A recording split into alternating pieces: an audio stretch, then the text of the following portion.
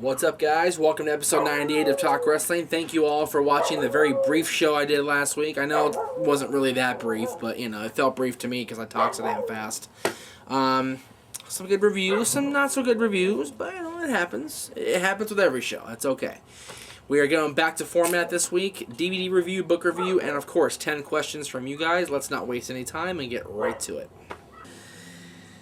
Of all the active wrestlers in WWE, who do you think, if any, has the charisma and mic skills to be a successful commentator such as Jerry Lawler or Taz, either if they are retired now or in the future? For me, the only wrestler that springs to mind is Chris Jericho. I think he'd make a great heel commentator. I'd love to hear your views. Jericho would be a great heel commentator. There's no doubt about that.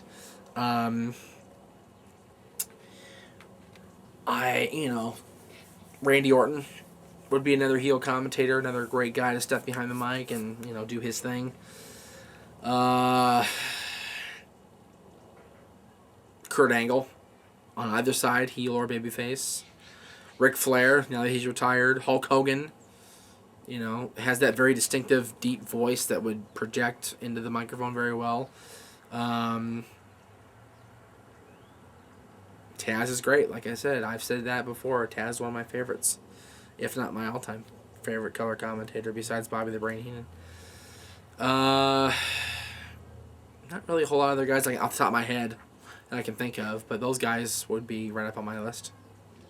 Alright, this one comes from Adam. This is a sort of a dated question, but we'll go ahead and read it because it is relevant to today's environment. Just sitting here watching Raw, listening to all the promotion for the upcoming TLC pay-per-view, when it dawned on me, all the internet's continually bashing TNA for having their pay-per-views be too gimmicky and not enough basic wrestling. Well, take a look at the WWE scheduled pay-per-views. It seems that what the majority of their pay-per-views are now, and yet no one seems to be hitting them hard for it. Any thoughts on the somewhat biased lack of criticism toward the WWE? What he means is, people have really panned TNA and really got on TNA's case for having too many gimmicky things happening on their pay-per-views, and now WWE is pretty much doing the same thing, but nobody's getting on their case. And I agree with that. WWE is majority gimmick-based matches, pay-per-views now. You've got Hell in a Cell, you've got Elimination Chamber, you've got TLC, you've got, all these different pay-per-views that are geared toward a specific area of wrestling, a specific match, a specific set of matches. It's ridiculous. And I agree with Adam's assessment here that it's unfair that TNA gets the criticism for that, while WWE, because they're WWE, doesn't get any shit from the internet people. And I'm an internet person, okay? I am a very highly influential internet person in the eyes of many. I don't think that's making enough noise. That's just my opinion. And this show is just my opinion after all. Yeah, I think it's unfair that WWE doesn't get any criticism for that because they're gearing themselves toward gimmicky stuff. And I think it's bullshit. I think a lot of their pay-per-views are gimmicky and stupid. They had TLC, a table match, a ladder match, and a chair match. 4 gimmick matches out of, I think, either 7 or 8 matches. That's ridiculous.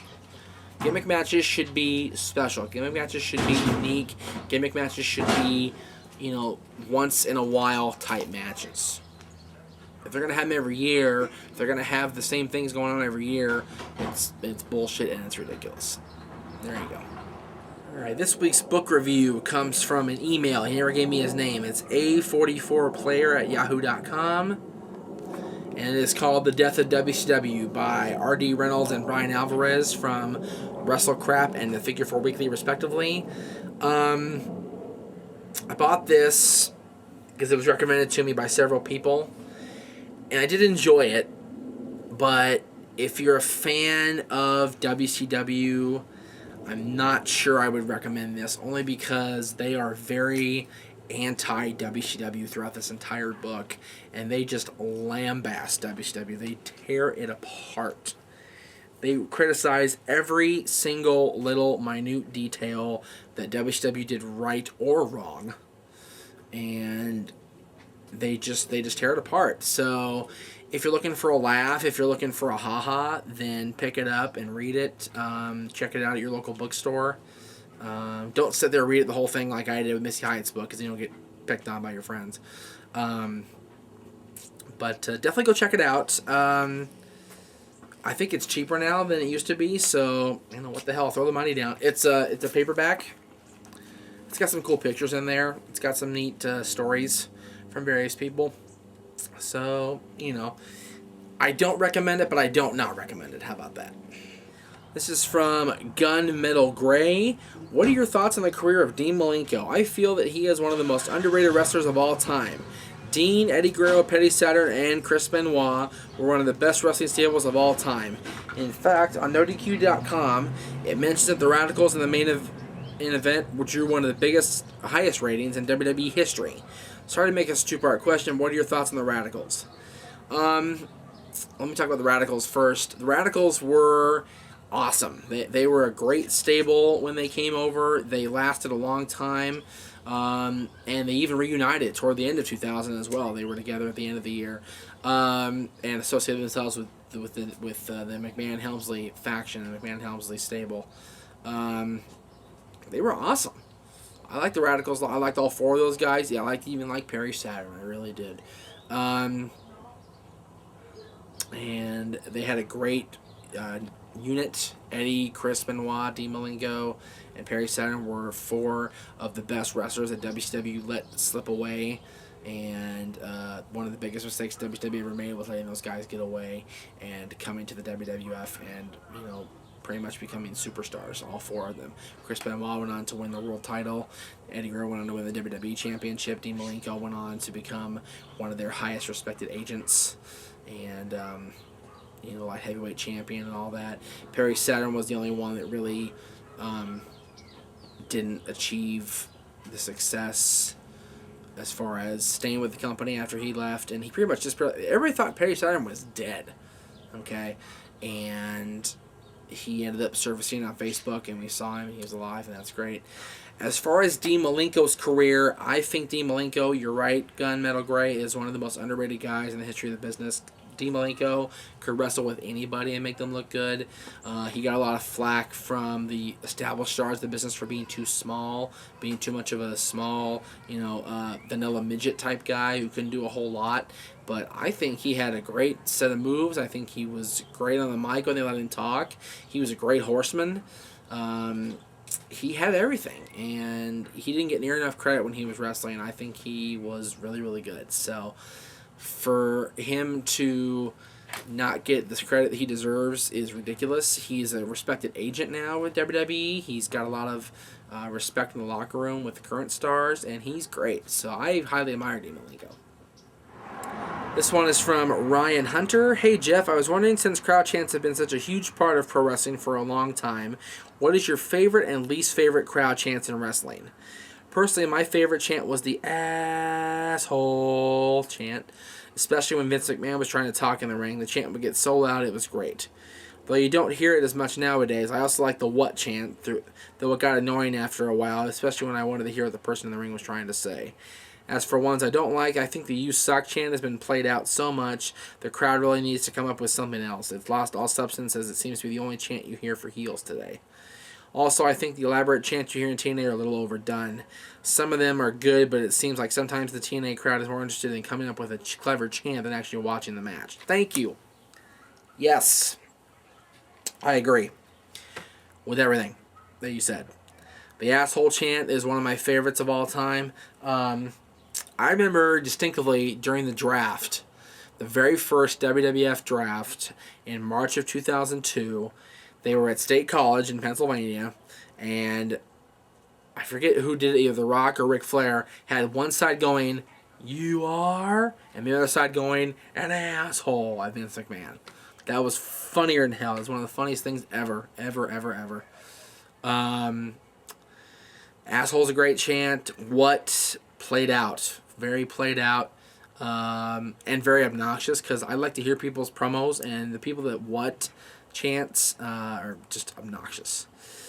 You Suck has been overdone because of Kurt Angle's song in the WWE. in the WWF. It just got played out. You suck, got used again and again and again every night by Kurt Angle, and it was just overdone. My least favorite chants are anything that TNA fans say because they just go over the top. But my favorite all-time chant is for Bryan Danielson. When Bryan Danielson comes out to the ring, and after the final countdown song ends and he gets ready to fight, the fans chant, and I quote, "You're gonna get your fucking head kicked in. You're gonna get your fucking head kicked in," and they do that. Oh my God, that is the funniest thing. I love chanting that chant. I love saying that. It's so true because Bryan Danielson will kill you. It's great. Great chant. I highly recommend anybody go to a PWG show or to a WWE show when he's in WWE now and chant that and get the chant going. It's great stuff. Good times. It's from Christopher Malay, I believe that's how you say it. Malay. Sorry, Chris, if I messed up your name. What was your favorite original ECW pay-per-view? I like quite a few of them. I'm kind of biased toward Guilty as Charged 1999 because that was my first ever ECW pay-per-view. That was when Taz defeated Shane Douglas to become the world champion.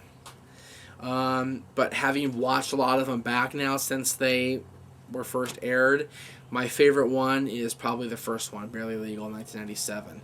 ECW's first air pay-per-view. They put everything they had into that pay-per-view, and it was a phenomenal success. You had great title changes, you had great grudge matches, you had great everything in that span of 3 hours, and it was just such a good show. And ECW did a phenomenal job with putting their best foot forward and just kicking ass. So that's my favorite pay-per-view of ECW's. Down at Guilty as Charged 1999. This is from Warren Hardy.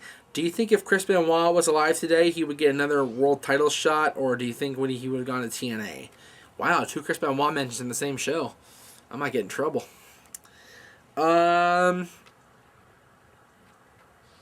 Chris Benoit probably would have got another shot at the championship. Not saying he would have won it necessarily, but he probably would have got another shot. And to be honest with you, I don't think he would have ever gone to TNA, especially now with who's in charge of TNA.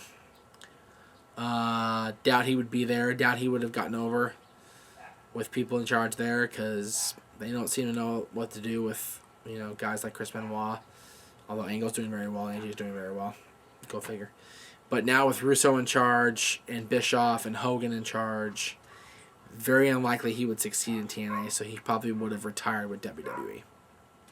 Alright, this week's DVD review comes from Kyle Mills. It is a joint DVD. It's joint? What? It's not Rob Van Dam's DVD, I promise. It is 2 DVDs for the price of one, as far as I'm concerned, because, well, they're both about the phenomenal one, AJ Styles. There you go. The Best of AJ Styles Volume 1, The Best of AJ Styles Volume 2, both produced by TNA. Great DVDs. They're not actually mine. These are actually Jade's, and I bought for her for various birthdays, anniversaries, whatever I bought it for. They're both really good. They both feature some pivotal moments in AJ's history. And, of course, it's very rare you get a bad match out of AJ Styles, so you're not going to be disappointed at the actual matches themselves, in my opinion. Good formatting on the DVDs, good way they put it together, good introductions by AJ as far as introducing the matches themselves. On this one, I don't remember about this one, I don't remember. I recommend them. I'm not sure if they still sell them or not. I haven't seen them in stores in a long time. I'm sure you can find them on High Spots or TNAWrestling.com might still have them. Or TNA shoptna.com, whatever the hell it's called. They might still have them. But I'm not sure. So check them out.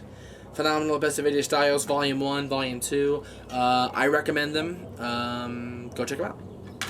This is from Carlos Morales.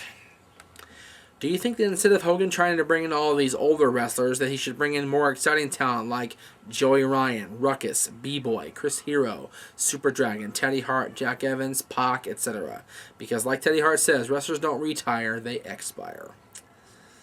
I think for the first nights, they were trying to go for the nostalgia feel and bring back the Monday Night War feel of the show. But yes, I think they should bring in the guys you mentioned. Super Dragon, maybe not, only because Super Dragon doesn't wrestle anymore that I've seen. Super Dragon's still hurt, from what I understand. So he'd be very hard to get to Florida and wrestle and everything like that. But Joey Ryan, definitely. Teddy Hart, definitely. B-Boy, Chris Hero, Teddy Hart, Jack Evans, my boy Jack, and Pac, the man that gravity forgot.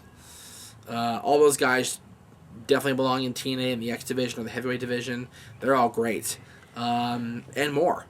Definitely bring in more than that, you know. A lot of guys on the indie circuit that deserve a spot. And, I mean, the Young Bucks just got signed. Thank God. Congratulations to the Young Bucks for getting signed by TNA. They're going to be debuting on Explosion this week. They're going to be on they're called Generation Me now. Go figure. So, the Young Bucks got signed. Congratulations to them. You know, the more talent, the better, man. The more talent that's get exposed, the better. Absolutely. This one is from Travis from Dallas. In this wrestling day and age, do you think that the World/WWE title reigns are inflated? I mean, Hogan is a 6-time champion. He's supposed to be the greatest of all time. And even in the modern era, Austin was a 6-time champ. Cena's a 7-time champ. Orton is a 6-time champ, counting the World and WWE title reigns. Even Edge is a 9-time champion. Do you think that takes away from the greats in the sport of wrestling? It kind of bothers me. Well, I've brought up this many times on the show, many times, that the titles are merely props now. They're not really significant and established like they used to be. They're not what they were. The fact that Edge is a multiple-time world champion, multiple-time WWE champion since 2006, he's won 9 championships, world championships. That's 9 championships in 3 years. You know, that's an average of 3 world championship wins a year. Not somebody hanging on to the championship for a year or something like that. The last guy to hang on the title for a year was Cena. And that was from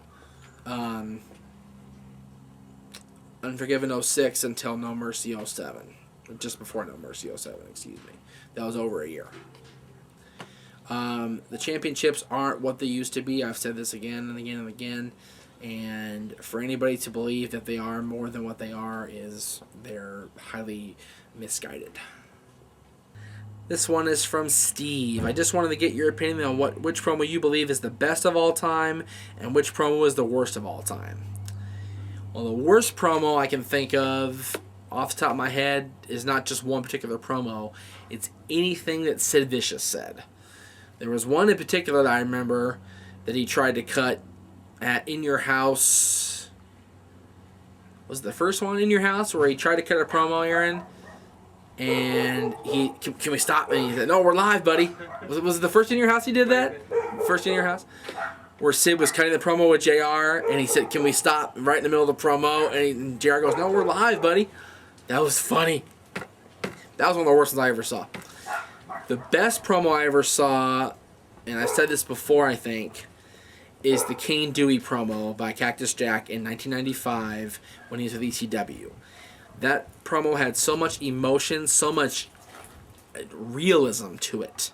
The fact that this fan created a sign to cane his little boy, just nod at Mick Foley and Cactus Jack, and just brought out this uber heel in him, and it was just awesome the way he conveyed that across the television screen. Just great.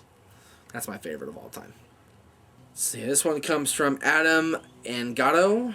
Sorry about that, Adam, if I mess it up. What would you say was your favorite match involving the Brothers of Destruction, and what was your favorite Undertaker versus Kane match? My favorite match when they faced each other was WrestleMania 14, when they first faced each other. That was one of the best big man matches I've ever seen. And those two 7-footers really took each other to the limit and put on a hell of a show and made a great lead-in to Stone Cold Steve Austin's ascension to the top of the wrestling business. That was a great lead-in, that match Undertaker versus Kane, and I wouldn't trade that for any other match they ever had. Together as a team, I would say my favorite match is probably either the match with DDP and Canyon, where they just annihilated them in the steel cage, or, for personal reasons, the match against Sean O'Haire and Chuck Palumbo, because I was there live to see them win the WCW Tag Team titles.